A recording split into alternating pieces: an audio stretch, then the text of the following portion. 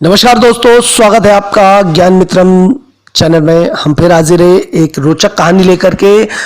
दोस्तों, कहानी शुरू करने से पहले मैं आपसे फिर गुजारिश करना चाहूँगा, यदि आपने अभी तक हमारे चैनल को सब्सक्राइब नहीं किया है तो प्लीज़ इसे सब्सक्राइब कर लें और बेल आइकन दबा दें, जिससे आप तक पहुँच सके लेटेस्ट वीडियो के नोटिफिकेशन सबसे पहले। दोस्तों, आज की कहानी बहुत ही रुदन कहानी है। इस कहानी में आप अपने आंसू नहीं रोक सकेंगे। यह कहानी आपके हृदय की गहराइयों को छूती हुई जाएगी और आपको उतना ही आनंद देगी। आज की कहानी का शीर्षक है माँ का कर्ज। जी हाँ दोस्तों, ऐसा कर्ज जो आज तक कोई उतार ना सका, जिस कर्ज को वो कर्ज। आज इस कहानी में आपको माँ के कर्ज के बारे में हम आपको पूरी जानकारी देंगे और ये कहानी यदि आप दिल से सुनते हैं तो आपको बहुत ही आनंद आने वाला है। शुरू करते हैं आज का विषय। एक बार बेटे और माँ में बहुत बहस शुरू हो गई थी। बेटे ने माँ से कहा कि माँ, तू हमेशा यही रहती है कि माँ का कर्ज कभी नहीं उतर सकता है। अब मैं तंग आ गया हूं ये सब सुनकर कि माँ का कर्ज कोई उतार ना सकता। आज मैं तेरे अगले पिछले सब कर्ज चुका दूंगा। बता कितना कर्जा है तेरा? तुझे क्या चाहिए? रुपया, सोना, चांदी, जेवर? बता माँ, ऐसा क्या दूं जिससे तेरा सारा कर्ज उतर जाएगा? माँ ने बेटे को बड़े आराम से कहा, बेटा, ये रुपया, पैसा, सोना, चांदी से तो मेरा कर्जा नहीं उतरेगा। अगर तुझे मेरा कर्जा उतारना है तो एक काम कर, आज रात तू मेरे पास मेरे कमरे में सो जा। अगर तू एक रात के लिए मेरे पास सो जाएगा तो मैं समझूंगी कि तूने जो है मेरा सारा कर्जा उतार दिया। बेटे ने सोचा कि सिर्फ एक रात की ही बात तो है, सो जाता हूं माँ के पास, उसमें क्या है। जैसा तय हुआ था उस दिन बेटा माँ के कमरे में ही सो गया। जैसे ही बेटे की नींद आनी शुरू हुई कि माँ ने बेटे को जगा दिया और कहा, बेटा, प्यास लगी है, एक गिलास पानी पिला दे। बेटे ने कहा, ठीक है माँ, अभी लाता हूं। माँ ने थोड़ा पानी पिया और बाकी पानी बेड पर फेंक दिया जहां बेटा सोया था। बेटे ने कहा, अरे माँ, ये क्या किया? तुमने तो मेरी जगह सारी गीली कर दी, अब मैं कैसे सोऊंगा? माँ ने कहा, बेटा, गलती हो गई, कोई बात नहीं, सो जा, अभी सूख जाएगा। बस एक रात की ही तो सोना है तुझे। बेटा जैसे तैसे उस गीले बेड पर सो गया।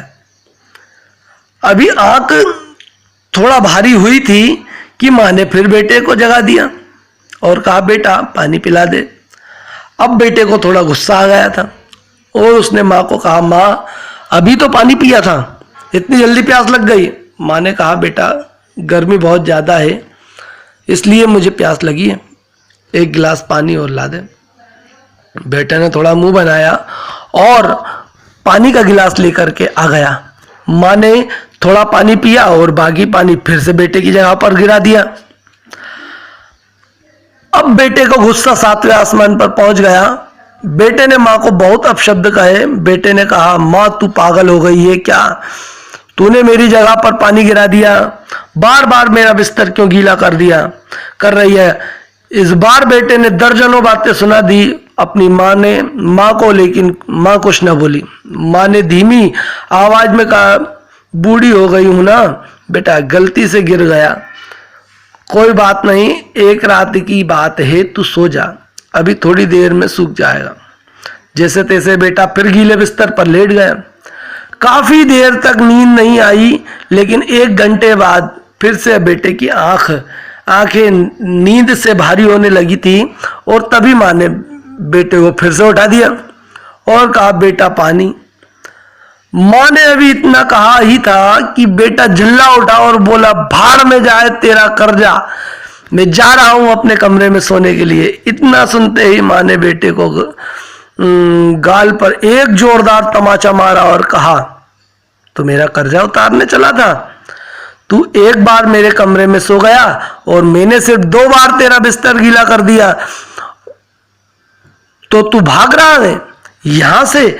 मैंने तो तेरा बिस्तर साफ पानी से गीला किया है, लेकिन जब तू छोटा था तो मेरा बिस्तर अपने पेशाब और मल से गीला करता था और मैं खुद गीले पर लेटती थी और तुझे सूखे बिस्तर पर लेटाती थी।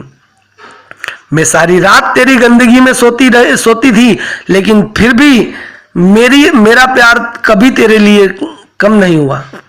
मैंने तो सिर्फ 2 बार पानी मांगा और तुझे इतना गुस्सा आ गया, पर जब तू छोटा था तो रात में कभी पानी तो कभी दूध मांगता था और मैं हर बार मुस्कुराकर अपने हाथों से तुझे पिलाती थी। जब तू रोता तो बीमार होता तो पूरी रात तुझे अपने सीने से लगाकर आंगन में घुमाती थी ताकि तू सो जाए। और आज तू निकला है माँ का कर्जा चुकाने के लिए।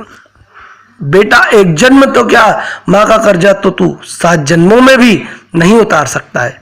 दोस्तों, बिल्कुल सही है ना। वाकई में माँ का कर्जा कोई नहीं उतार सकता और माँ बाप के महत्व का तो कभी आभास होता है जब खुद माँ बाप बन जाता है।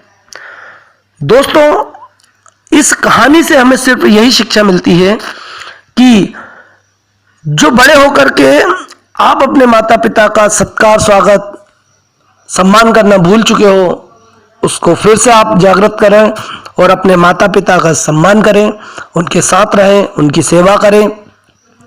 और इस कहानी से संबंधित आपके कोई भी विचार हो तो हमें कमेंट्स बॉक्स में जरूर दें। यदि आपको आज की कहानी पसंद आई है तो लाइक, शेयर और सब्सक्राइब जरूर करें। दोस्तों, हम फिर हाजिर होते हैं एक नई कहानी के साथ। जब तक के लिए जय हिंद, जय भारत, वंदे मातरम, नमस्कार।